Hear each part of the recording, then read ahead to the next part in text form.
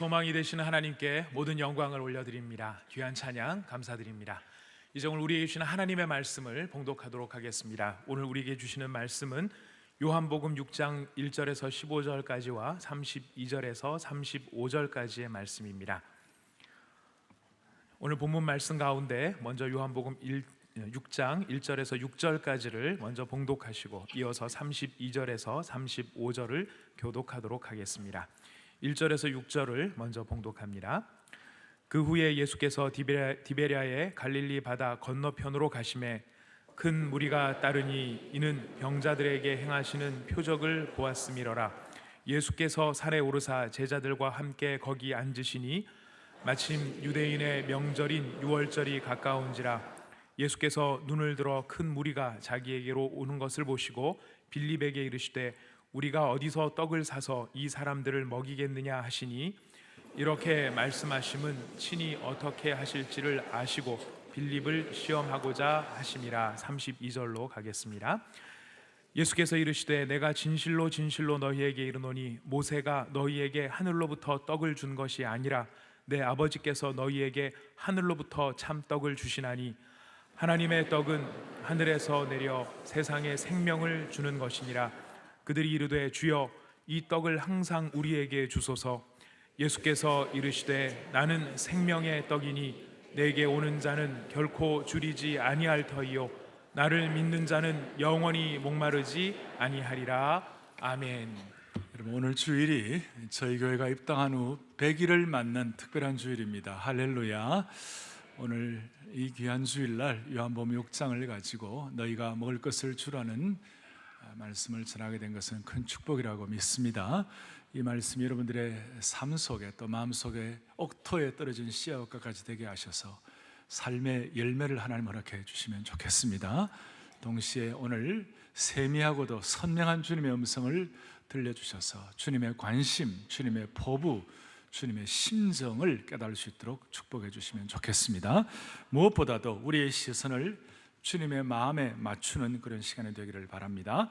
오늘 6장 1절 2절 보겠습니다. 제가 지금 하나님 나라 건설 시리즈를 하고 있는데 제가 요한복음 2장에서는 하나님 나라 건설을 위하여 성령이 주시는 기쁨이 회복되어야 한다, 기쁨 자본을 말씀드렸고, 지난주에는 38년 된 병자가 권세 있는 주님의 음성을 듣고 일어나 자리를 들고 걸어가는 치유의 회복 말씀했습니다. 치유 자본을 말씀드렸는데 오늘은 오병이어의 이 사건을 통하여 하나님이 표적으로 주신 이 말씀이 우리가 어떤 뜻이 있는지를 가지고 하나님 나라 건설에 우리가 집중하도록 하겠습니다. 6장 1절 2절. 그 후에 예수께서 디베랴 갈릴리 바다 건너편에 가시매 2절 큰 무리가 따르니 이는 병자들에게 행하시는 뭘 보았다고 그랬습니까? 표적을 보았다. 제가 계속 지금 표적을 강조하는데 이 표적은 기적이 아닙니다. 표적은 헬라어로 세메이온이라는 말인데 사인이라는 거예요. 표적은 기적에다가 영적인 의미를 부여하는 것이라고 말씀을 드렸습니다. 조금 더 깊이 들어가면 이 표적은 영적인 진리를 가르치기 위해 필요한 것입니다. 무슨 진리를 가르치는 것입니까? 이 표적을 통하여 예수님께서 저와 여러분을 향한 무조건적이고도 간절하고도 애틋하고도 처절한 사랑을 깨닫는 것입니다. 그래서 오늘 주님의 심정을 선명하게 깨닫게 되기를 간절히 바랍니다. 오늘 전체를 설명하면 이 요한복음 6장에 나타나는 이 사건은 마태복음에도 마가복음에도 누가복음에도 모든 공간복음과 요한복음에 다 같이 나오는 기적의 사건이에요. 요한은 주님의 신성에 관해서, 예수님의 하나님 되심에 관해서 특별히 집중해서 성경을 기록하다 보니까 마태, 마가, 누가복음에 나타나는 많은 기적들을 반복해서 하지를 않아요. 특별한 사건 한두 개만 반복하는데 그 중에 하나가 오늘 이 오병이어의 사건이에요. 이 오병이어의 사건을 통하여 주님이 우리에게 깨닫게 하시는 그 귀한 뜻들이 포함되어 있는데, 오병이어의 사건은 이런 뜻이에요. 주님의 말씀은 너무 강력하니까 오늘 많은 사람들이, 마가복음 6장 보면 똑같은 사건인데 많은 큰 무리가 주님께로 나왔다고 그랬습니다. 주님은 마치 자석과 같으세요. 너무 매력 있는 말씀, 은혜 있는 말씀, 기가 막힌 참 우리를 살리는 말씀이 되니까 말씀 앞에 사람들이 큰 무리가 모이는 거예요. 그리고 거기는 베세다 들판 같은 큰 산지가 돼가지고 들판이 되어서 사람들이 하루 종일 굶고 있는데도 불구하고 뭘 사 먹고 뭘 가서 이렇게 좀 이렇게 음식을 먹어야 되겠다 하는 그런 생각이 들지 않을 정도로 주님의 그 매력 있는 말씀이 하루 종일 사람들을 사로잡았어요. 나중에 지나고 보니까 야, 우리가 이제 배가 고프구나 하는 걸 느낄 정도였어요. 그렇잖아요? 우리가 어떤 말씀이 너무 깊이가 있고 은혜가 있으면 3시간짜리 말씀도 30분처럼 느낄 때가 있잖아요. 그렇잖아요? 정신없이 시간 갈 때가 있어요. 하루 종일 주님이 그렇게 하셨던 것 같아요. 그러니까 사람들이 하루 종일 이제는 배가 고프구나, 이제 음식을 먹어야 되는데 하루 종일 굶고 있었는데 어디서 음식을 먹으면 좋을까 보니까 식당도 없어요. 아무것도 없어요. 주님께서 어떻게 하면 좋을까, 이제 이 제자들을 이렇게 테스트하셨어요. 이 사람들 어떻게 하면 좋겠나 하니까 제자들이 뭐라고 그러냐면, 쭉 이제 마가복음, 마태복음, 누가복음, 요한복음 제가 종합해서 말씀을 드리는 거예요. 주님, 다 집에 가서 알아서 자기들이 먹도록 하면 좋겠습니다 그랬어요. 그러니까 주님께서 아니야, 그렇게 하면 안 돼. 너희가 먹을 것을 줘야 돼. 그러면서 이제 찾아보니까 뭐가 나왔냐면 오병이어가 나왔어요. 오병이어란 말은 떡병자고 또 물고기 어짜니까 떡 5개와 물고기 2마리 그런 거예요. 그것이 이제 어린아이 하나가 점심 먹으려고 싸운 정도의 조그만한, 원어에 보면 보리떡, 조그만한 어린아이가 갖고 있는 보리떡이고 또 이렇게 고기인데, 어떤 영화에 보면 떡이 이따만하고 그 다음에 그 고기도 막 이렇게 큰데, 사실은 그 보리떡 조그만한 그 어린아이 하나의 점심이니까 고기도 뭐냐, 멸치 조그만한 2마리 요 정도였어요. 이걸 이제 주님께 드렸더니 주님께서 그것을 축복하시고 수많은 사람들이 그것을 먹었어요. 보면 장정만 5,000명이었더라. 20세 이상의 남자 장정만 5,000명이었더라. 그러면 20세 이하의 어린아이들, 소년, 소녀들, 또 여자분들, 또 이 나이 드신 분들 다 치면 아마 제가 볼 때 오늘 이 예배 본당이 한 6,500석 정도 되는데, 이 본당 아마 3배 이상 정도를 먹였어요.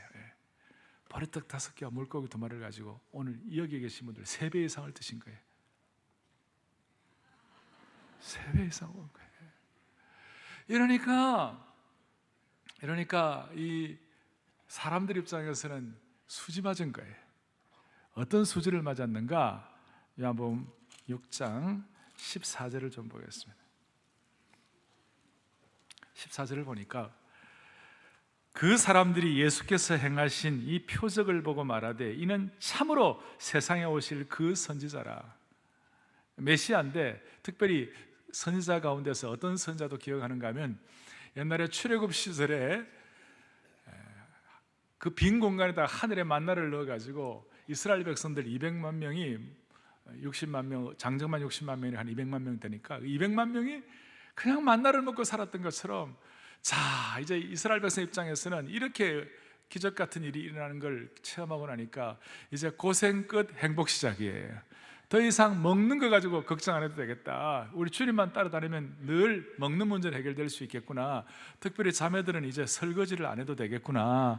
그렇게 생각하면서 고생 끝 행복 시작이라고 생각하고 무슨 일을 했느냐면, 이 15절에 보니까 그러므로 예수께서 그들이 와서 자기를 억지로 붙들어 뭘 삼으시겠다고? 임금 삼으시겠다. 이제 예수님을 왕으로 삼으려고 그래요. 이스라엘 백성들의 이 컴플렉스 중에 하나는 왕 삼기 신드롬이 있어요. 그러니까 눈에 보이는 하나님은 좀 못 믿었고 이게 좀 이렇게 뭔가 불안한 거예요. 그러니까 눈에 보이는 왕이 필요한 거예요. 누군가가 자기를 먹여주고 자기를 보여줄 존재가 필요한 거예요. 그래서 이스라엘 백성들이 예수님을 이제는 됐다, 오병이어의 기적을 일으키신 이 주님 앞에 우리는 주님을 왕으로 삼고 이제 주님을 이렇게 따르면 되겠다, 이렇게 생각한 거예요. 눈에 보이는 그 기적을 그렇게 참 보면서 이런 판단을 한 것입니다. 이것을 보고 우리는 대체로 이 정도까지 압니다. 이걸 보고 주님께서 참 안타깝게 생각하셨어요.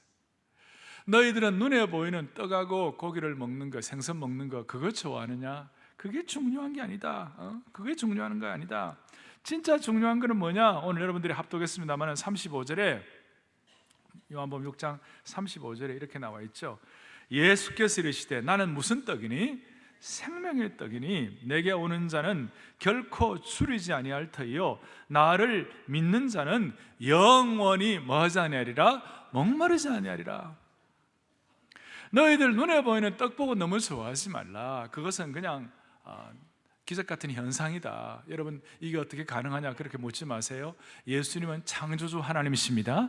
창조주 하나님은 이 기적을 일으킬 수가 있는 것입니다. C.S. 루이스 같은 정말 세계적인 지성인은 이런 얘기를 합니다. 그 주님의 기적은 시간을 단축시킨 것이다. 뿌리고 거두고 그 다음에 추수하고 그 다음 떡 만드는 시간을 주님은 시공의 제한을 초월을 받지 않으니까 그냥 그 시간을 확 단축시켜 버렸다. 좀 이해가 가십니까? 주님은 창조주시니까 얼마든지 그렇게 하실 수 있다는 거예요. 그렇게 얘기를 하셨는데 주님은 그 드러난 이런 기적이 중요한 것이 아니라 중요한 것은 너희가 생명의 떡을 먹어야 한다. 그리고 영원히 목마르지 아니하는 이 생수를 먹어야 한다. 눈에 보이는 오병이어의 기적과 떡을 보면서 나를 왕 삼으려고 하지 말고 너희는 생명의 떡, 영원히 목마르지 않은 생수를 마시라. 주님이 그렇게 말씀하니까 이스라엘 백성들 또 질문하는 거예요. 아니 생명의 떡을 먹는다는 것은 무슨 일이고 목마르지 아니하는 것은 무슨 일입니까? 이렇게 주님 앞에 질문을 하니까 주님께서는 뭐라고 말씀하시냐면 6장 53절 뒤에 보세요. 오병의 사건으로 끝나는 것이 아니라 뒤에 표적의 영적인 진리가 중요하다고 그랬으니까 53절 좀 보세요. 53절 시작. 예수께서 이르시되 내가 진실로 진실로 너에게 이르노니 인자의 살을 먹지 아니하고 인자의 피를 마시지 아니하면 너희 속에 생명이 없느니라. 참 기가 막혀. 인자의 살을 먹지 아니하고 인자의 피를 마시지 아니하면, 예수님의 살과 피를 먹지 아니하면 너희 속에 생명이 없느니라. 오병이어의 사건을 가지고 주님은 주님의 살과 피를 말씀하시는 거예요. 55절 56절 두 절을 같이 보겠습니다.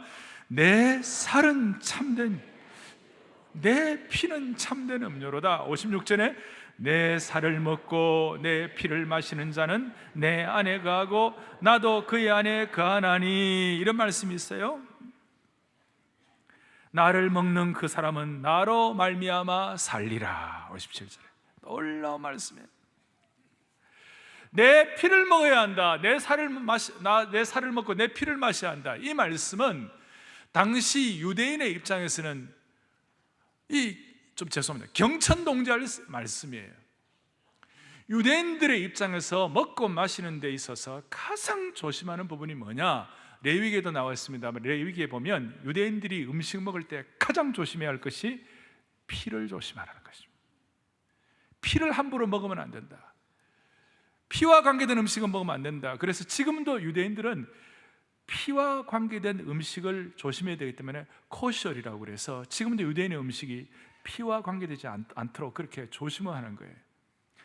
피채 먹으면 안 되고 피와 관계된 걸 하면 안 되는데, 유대인들에게 내 피를 마시고 내 살을 먹으라 하는 이 말씀은, 다시 얘기합니다, 하늘도 놀라고 땅도 흔들릴 사건이에요. 그러니까 주님이 내 피를 먹고 내 살을 먹고 내 피를 마시라, 이게 무슨 뜻일까? 이 말씀의 핵심은 주님과의 관계를 복원하라, 주님과의 연합을 하라.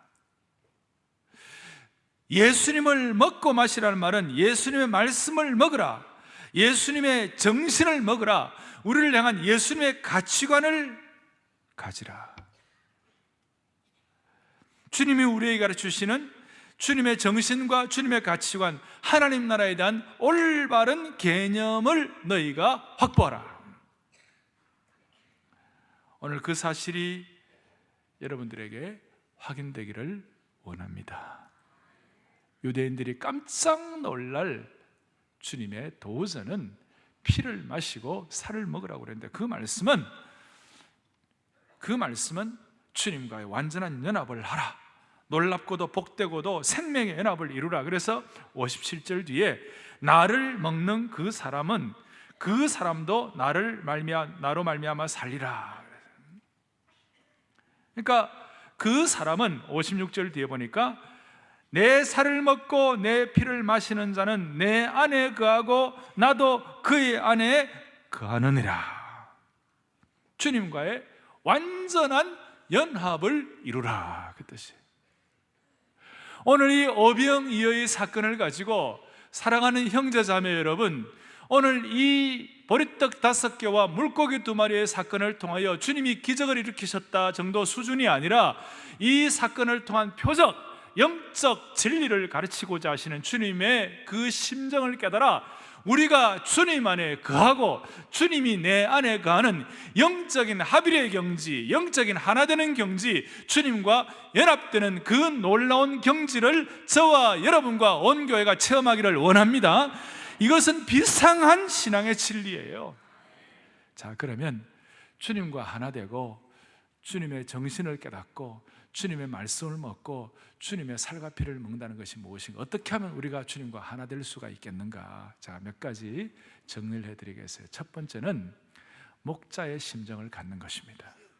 주님이 양떼들을 향하여 갖는 그 심정을 우리의 것으로 삼는 것입니다. 제가 이 목자의 심정이라는 말은 많이 강조를 했습니다만은 오늘은 이 요한복음 6장 이 사건을 통하여 여러분들이 목자의 심정을 실체적으로 좀 손으로 붙잡았으면 좋겠어요. 자, 주님은 늘 아까 말씀한 대로 말씀이 권세가 있고 매력이 있었기 때문에 사람들이 다 주님 앞에 나왔다고 그랬어요. 마치 쇠붙이가 자석에 끌렸듯이 많이 나왔다고 그랬어요. 나와서 주님의 말씀 듣다가 오늘 아까 말씀한 것처럼 굶주렸어요. 굶주렸는데 이 굶주린 사람들을 어떻게 대우할 것인가, 이 굶주린 사람들을 어떤 식으로 섬겨야 할 것인가, 여기에 이제 목자의 심정이 나타나 있다는 것입니다. 그리고 주님은 이 주님을 따르는 하나님의 백성들을 보면서 마음이 너무너무 안타까워요. 주님의 목자의 심정이 나타난 것은 뭐냐면 이 사람들이 정말 불타는 하나님 나라를 위하여 불타는 심정이 있는가, 죽어도 놓치지 않을 만한 사명의 깃발이 있는가, 아니면 인생이 흔들리지 않는, 어떤 경우에도 인생이 흔들리지 않는 삶의 분명한 목표와 방향이 있는가, 이걸 주님이 생각하니까 너무 가슴이 아픈 거예요. 당시에 지도자들은 그를 가르치지를 못했어요.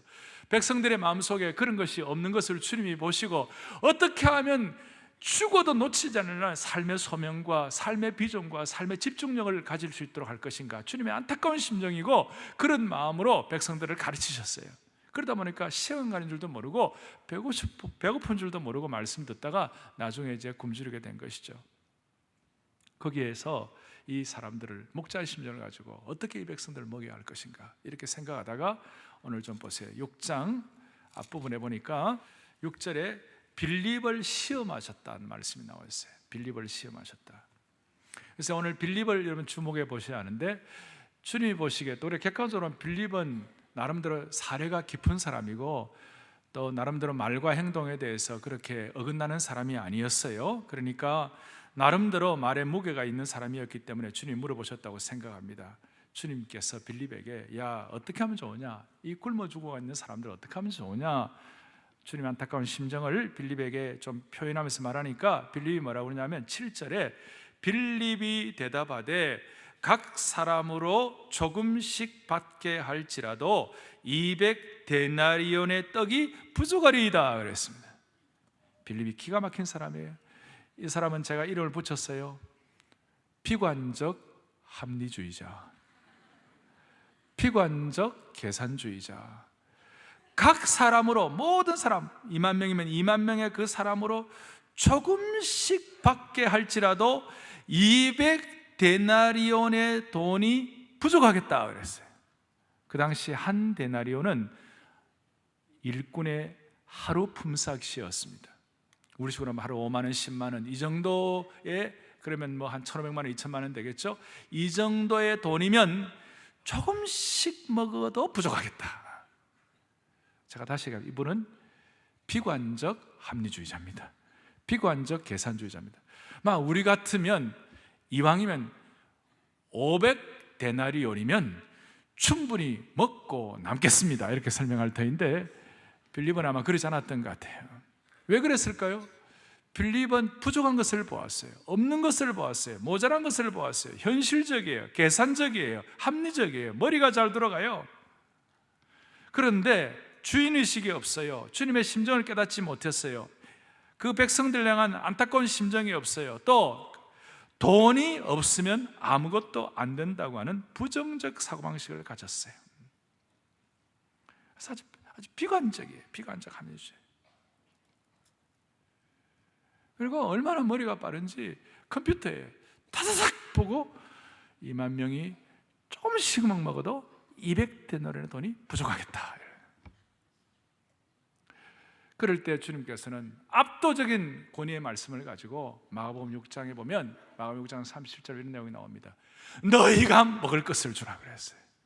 없는 돈 가지고 걱정하지 말고 있는 것 찾아보면서 너희가 먹을 것을 주라. 오늘 우리 주위에 많은 일들이 일어납니다. 여러분 생애에서 수많은 일들이 앞으로도 일어날 것입니다. 그리고 비관적인 일들이 많이 있을 것이고 계산하면 안 되는 일들이 너무 많을 거예요. 그런데 주님이 여러분들에게 지금 말씀하시는 거예요. 너희가 먹을 것을 주라 그랬어요. 그게 뭔지 우리가 다 알 수는 없지만 주님께서 우리에게 지금 압도적인 권세 있는 말씀으로 우리에게 지금 깨닫게 하시는 거예요. 자, 따라하겠습니다. 너희가 먹을 것을 주라. 자, 그러면 교회에 어려움이 있으면 누가 먹을 것을 줘야 돼요? 우리가 먹을 것을 줘야 돼요. 여러분 가정에 어려움이 있으면 누가 먹을 것을 줘야 돼요? 내가 먹을 것을 줘야 돼요. 우리 북한 문제 누가 먹을 것을 줘야 돼요? 정부가 할 것이다? 아니면 무슨 미국이 도와줄 것이다?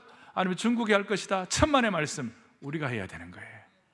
사랑의 교회가 해야 되는 거예요. 너희가 먹을 것을 주라는 거예요. 이 말씀을 주님이 하셨는데 그 음성을 누가 귀담아 드렸는가? 안드레가 들었어요. 안드레라는 제자는 빌립처럼 그렇게 치밀하고도 어떤 계산이 이렇게 대단한 사람은 아니었던 것 같아요. 그래서 안드레는 이 말씀을 듣고 그냥 안드레 전문은 누구 데려오는 것이 전문이에요. 형도 데리고 오고 뭐 다 데리고 온 전문이에요. 데리고 왔는데 누구를 데리고 왔냐? 막 찾아보다가 먹을 것이 좀 없겠나 막 찾아보다가 어린아이 하나가 점심 먹을 도시락, 조그마한 도시락 5병이요 보리떡 5개 물고기를 가져왔어요.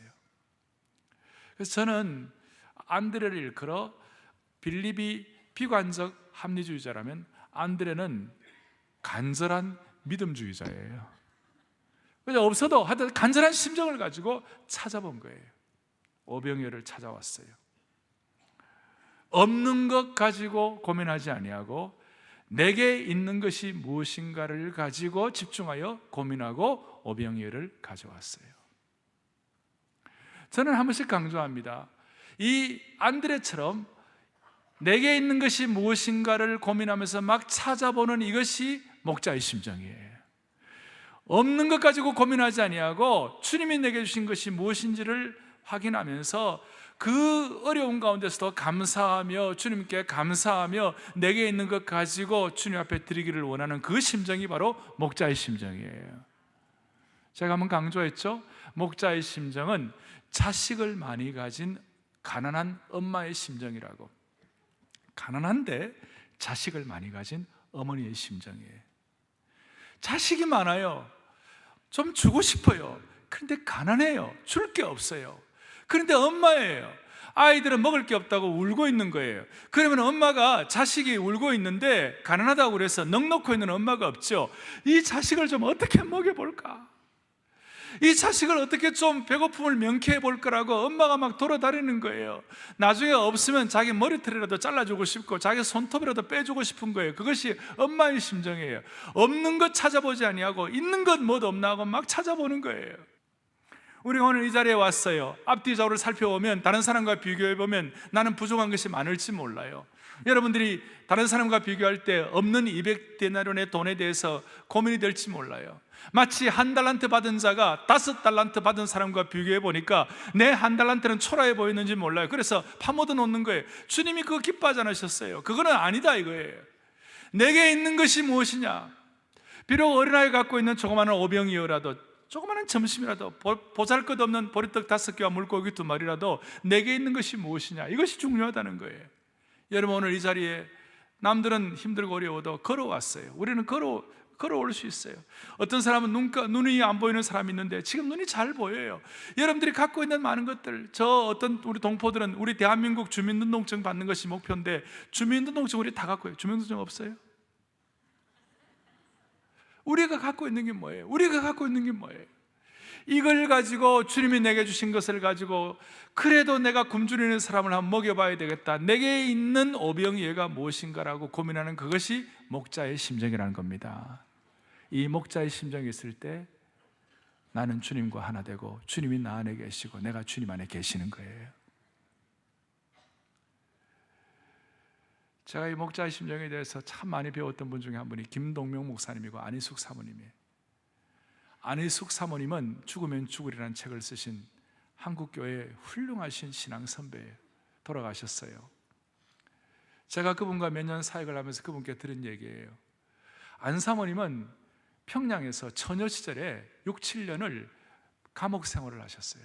일본의 신사 참배를 반대하느라고 주기철 목사님과 함께 감옥에 들어가셨어요. 평양의 겨울이 너무 혹독하고 춥기 때문에 6, 7년을 감옥에서 보내다 보니까 머리가 다 빠졌어요. 이빨이 막 빠지는 거예요.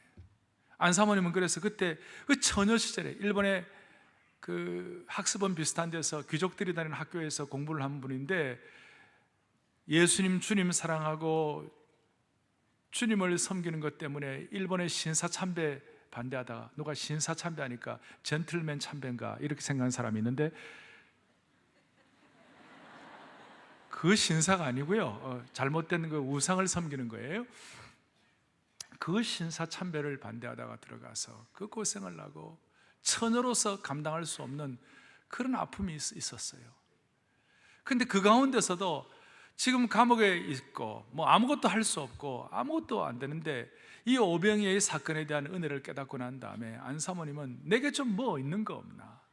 내가 할 수 있는 것이 없나? 그래서 감방에 있는 동료들이 있는데 그 감방에 있는 동료들에 대해서 마음이 불쌍한 거예요. 나는 그래도 예수님을 알고 주님을 찬양하고 안 사모님이 굉장히 찬송을 잘하셨어요. 내일이란 난 몰라요, 하루하루 살아요, 영광의 왕께 다경, 이런 찬송하면서 꾀꼬리 같은 찬양을 하셨어요.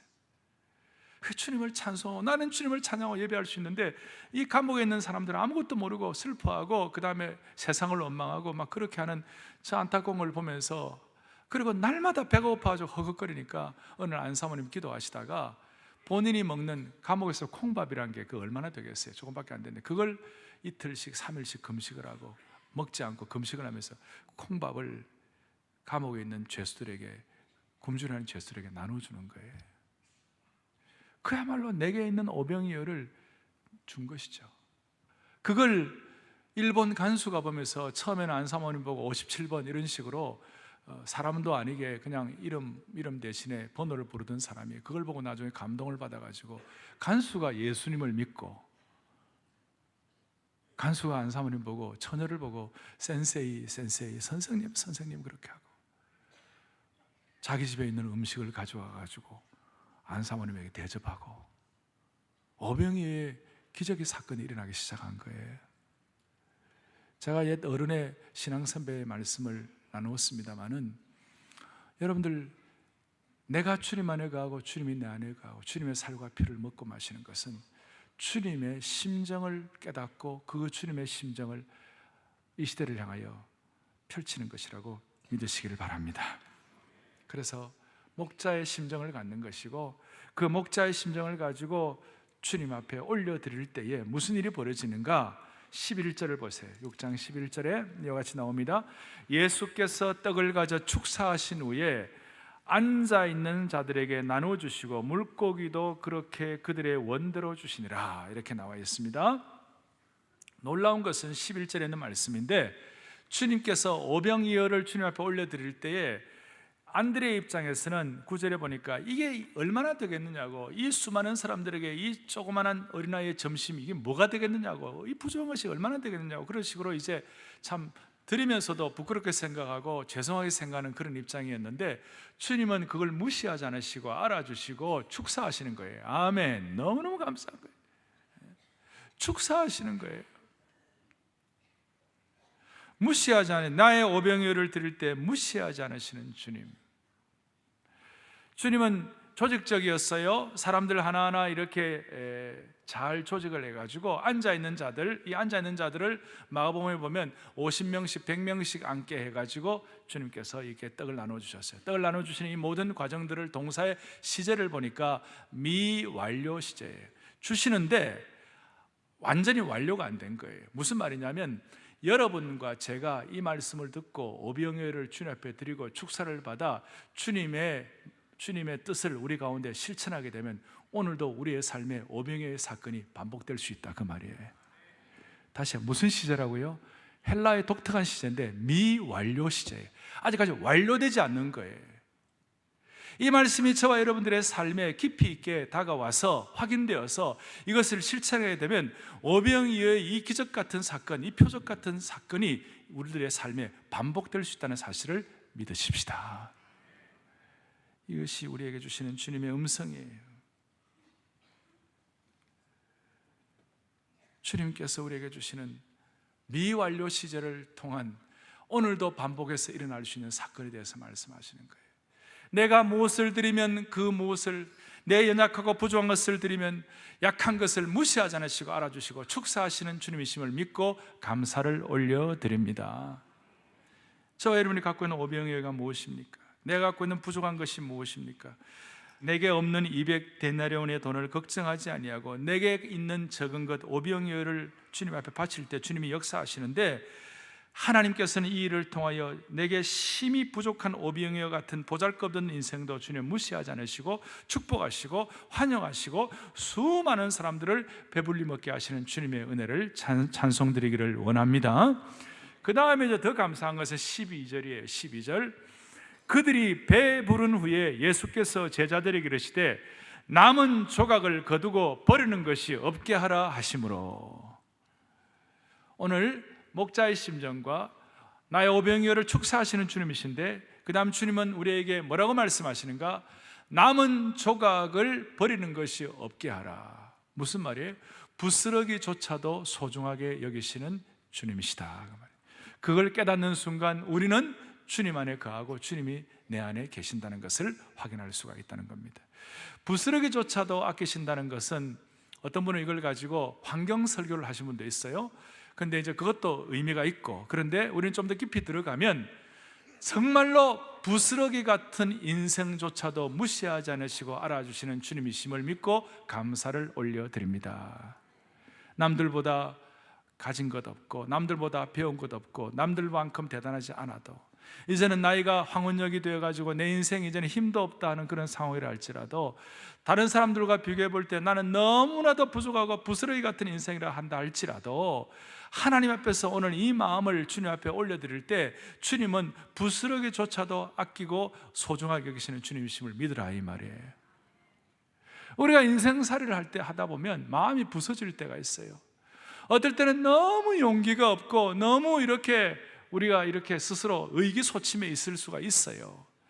여러분, 그럴 때 주님 앞에 다시 한번 마음을 여세요. 뭐라고 여시느냐?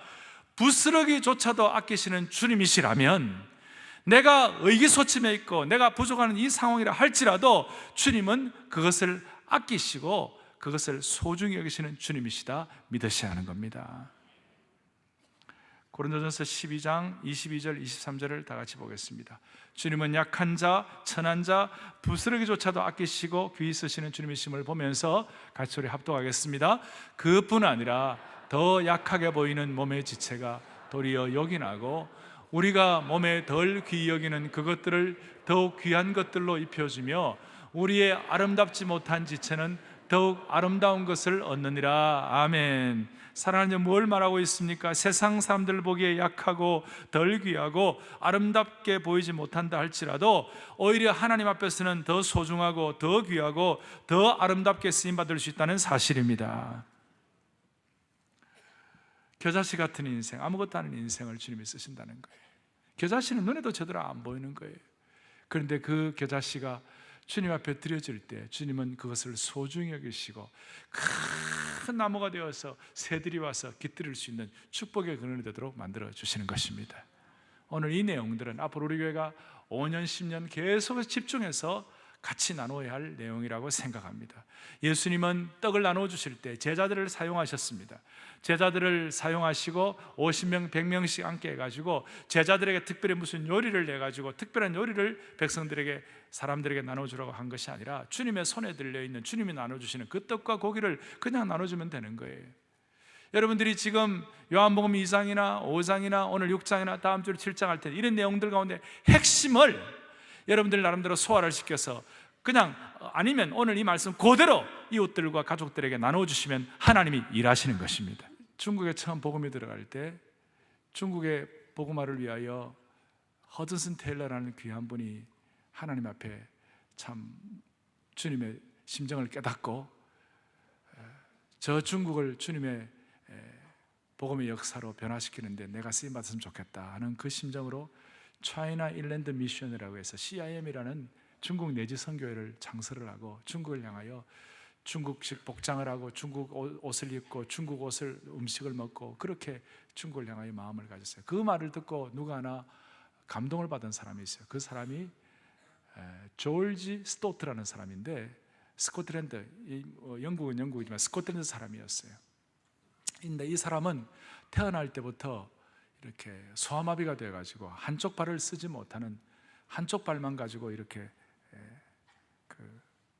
가는 사람이었어요. 걷는 사람이었는데 이 사람이 은혜를 받아 내가 중국을 위하여 내 삶을 드려야 되겠다. 내가 몸이 다 성하지 못하지만 그래도 써야 되겠다. 이렇게 해서 이제 편지를 하는데 계속 선교 본부로부터 거절 편지가 오는 거예요. 중국 땅은 영국 땅과 다릅니다. 영국처럼 이렇게 길이 제대로 있는 것도 아니고 중국의 강과 산과 중국의 이 길은 어려워가지고 당신처럼 한 발을 쓰지 못하는 외다리로 움직이면 거의 불가능합니다. 선교사로 적절하지 않습니다. 그래갖고 2번인가 이렇게 거절을 받았어요. 3번째도 또 거절을 하는데 안 되겠다 싶어가지고 어쩌지 해가지고 허슨테를 만나게 됐어요. 총재를 만나게, 선교의 장설자를 만나게 됐어요. 나 써달라고. 그러니까 허슨텔러도 그 몸으로 괜찮겠느냐고 그렇게 하니까 이 조지 스토트가 눈을 똑바로 뜨고 허슨텔러를 쳐다보면서 흥분된 목소리로 이렇게 얘기하는 거예요. 건강한 2다리를 가진 기독교인들이 선교지로 가지 않으니까 저라도 가야 되겠습니다. 진짜 이 조지 스토트는 거룩한, 그야말로 간절한 믿음주의자로서 그러니까 저의 오병이어를 드려야 돼, 이런 식으로 2다리 가진 사람이 안 하니까 1다리 가진 내가 가야 되겠다고 이렇게 하니까 이 허슨텔러가 그 감동을 받아가지고 이 사람을 중국의 온주라는 곳에 보냈습니다. 온주가 절강성 온주입니다. 거기 가서 이 조지 스토트가 섬긴 일 때문에 제가 절강성 온주에도 가봤습니다만 그 온주에 가보면요 기운이 달라요. 이 신앙적인 기독교적인 그 분위기가 쫙 형성이 되어 있어요. 그래서 지금 그 온주는 중국의 예루살렘이 됐어요. 제일 많은 성도들이 거기서 하나님을 섬기고 온주에 있는 좋은 교회들이 너무 많아요.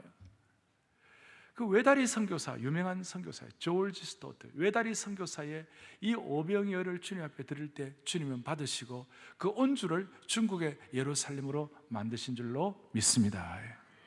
여러분, 나는 부스러기 같다. 나는 드릴 것이 없다. 나는 너무 부족하다. 또 실질적으로 여러분들 또 그렇지 않다 할지라도, 세상적으로 괜찮다 할지라도 사람이 어떻게 다 잘 될 수 있으면 어떨 때는 마음이 무너질 때도 있고 힘들 때가 있죠. 그럴 때라도 내 오병이어를 주님 앞에 드리면 주님은 축사하시고 부스러기조차도 아끼시는 주님이시다 믿으셔야 합니다. 오늘 아침에도 제가 나오면서 주님 앞에 기도했어요. 주님, 이 말씀이 오병이어가 되게 하여 주시옵소서. 이 말씀이 주님을 전적으로, 저 자신은 약한 인생이지만 제가 이 말씀을 오병이어로 주님 앞에 올려드리오니 주님이 일해 주시옵소서. 그런 간절한 마음으로 오늘 강단에 올라온 것이에요. 여러분들 지금 북한을 향해서도 마찬가지예요. 사랑의 교회가 주님 나라를 위하여, 북한을 향하여 복음적 평화 통일을 위하여 오병이어를 드리게 하여 주시옵소서. 주님 그걸 요구하시는 거예요. 우리는 지난 10여 년 동안 우리 아이들과 함께 뭘 했는가? 그 양저금통을 매달 마지막 주일날 아이들이 100원짜리 뭐 많이 넣으면 500원짜리 동전을 넣어가지고 그것을 가지고 왔어요. 어떤 달은 뭐 몇백만 원, 어떤 달은 몇천만 원, 어떨 때는 또 많이, 한때 기록이 뭐냐면 사랑의 그 어린 양 저금통을 애들이 갖고 와 주문했는데요, 우리 교회가 한때 막 그 집중할 때는요, 그 갖고 온 동전이 너무 많아가지고 우리 교회하고 거래하는 은행에서 우리 교회 그 은행에서 7명의 직원들, 또 우리 교회 직원 8명이 풀타임으로 일주일 내내 계산했어요. 그 동전 일주일 내내 8명이 계산하니까 얼마가 나오느냐? 1억 7천만 원이 나와요. 그 1억 7천만 원을 들여가지고 지난 10여 년 동안 매달마다 어떨 때는 몇백, 어떨 때는 보통 2천만 원 이상씩 크게 해서 우리가 10여 년 동안 북한에 있는, 우리가 말을 다 할 수 없지만 어떨 때는 10,000명, 20,000명씩, 어떨 때는 수천 명씩 고아들을 저희들이 먹여 살릴 수 있도록 그렇게 만들어 주신 거예요. 요즘 이 정신이 좀 사라졌어요. 통일은 구호로 되는 것이 아니에요. 실천을 해야 되는 거예요. 그래서 다음 주부터 사랑의 교회는 다시 회복해야 하는데, 양저금통이 아니라 오병이어 양저금통 어떻습니까? 오병이어 양저금통. 그래서 구호로 그치는 것이 아니라 북한을 위하여 사랑의 교회가 오병이어를 드릴 때 하나님의 기적이 나타날 줄로 믿습니다. 여러분 보세요. 우리 교회 지난 35년 동안 강남에 9명 시작하면서 짜장면집 2층에서 교회를 시작하고, 그 질퍽이는 장화를 신고 가야 하는 곳에서 교회를 시작하여 오늘 이런 교회가 되었습니다. 이것은 하나님이 오병이어를 드릴 때 주님이 주신 기적과 같은 선물이요 축복입니다. 너무나 놀라운 것입니다. 여러분, 헌금은 돈 있다고 하는 것이 아니에요. 헌금은 이 하나님의 심정을 깨달아가지고 내가 어떻게 하면 주님께 감사, 나는 동물이 아니야. 동물은 감사도 없지만 나는 주님께 감사하는 마음으로, 누가 헌금을 누가 어떻게 하느냐 아무도 몰라요. 사람은 몰라요. 하나님은 아시는 거예요. 내 오병이어를 드릴 때 주님은 일하시는 거예요. 오늘 이 사랑의 교회 100일째, 입당 100일째 그 현장을 여러분들이 경험하고 계시는 것이고, 저와 여러분들이 이 마음을 가지고 주님 앞에 나를 드릴 때 주님은 반드시 일하실 것이라고 믿습니다. 저와 여러분이 드려야 할 오병이어가 무엇입니까? 북한을 위하여 드려야 할 오병이어가 무엇입니까? 사랑의 교회가 주님 앞에 더 새롭게 전진하기 위하여 나는 없다고 그러지 말고 내가 갖고 있는, 어떤 때는 마음이 무너진 것이라도 주님 앞에 올려드릴 때 주님은 일하실 것이라고 믿습니다. 가슴에 손을 얹겠습니다. 하나님, 없는 200데나리온의 돈을 한탄하지 말고 내게 있는 오병이어 드려서 주님의 마음을 시원하게 드리고, 주님이 내 안에 거하고 내가 주님 안에 거하는 영적인 유니온, 하나 되는 연합의 경지를 경험하게 하여 주시옵소서. 수많은 사람들이 지금 떡이 없다, 뭐가 없다 얘기하지만 우리는 주님의 살과 피를 기념하는 하나님의 신실한 평생의 주님의 일꾼 삼아 주시옵소서. 예수 그리스도 이름 받들어 간절히 기도 올리옵나이다. 아멘.